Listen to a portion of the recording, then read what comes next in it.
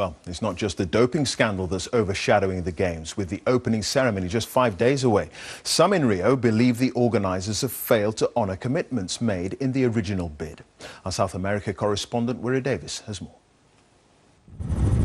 Rio is a city transformed, and Olympic organisers say it's now ready for Friday's opening ceremony. Billions have been spent on investment in new sports venues, museums and public transport. But critics say it's money that's been diverted from other, more important priorities. We have 22% of the city's residents still living in favelas that have received no significant upgrades.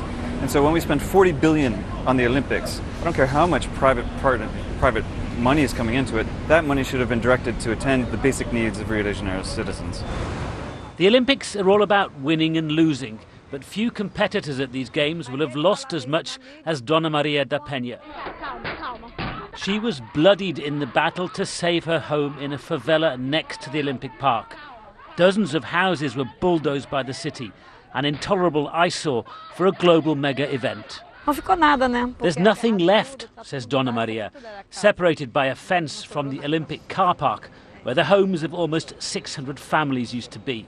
They promised us we could all stay, but there's just a few of us left here now.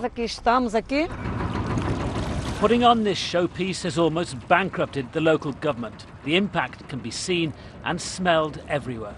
Cleaning up its chronically polluted waters was another key promise that Rio made when it was chosen to host the Games. But it's a pledge that simply hasn't been kept. Guanabara Bay is full of solid waste, sewage and chemical pollution.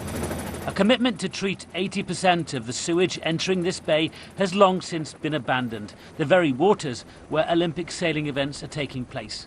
But say officials, in other areas there has been real progress. We spend less public money to do 20 venues than London has spent to do one venue.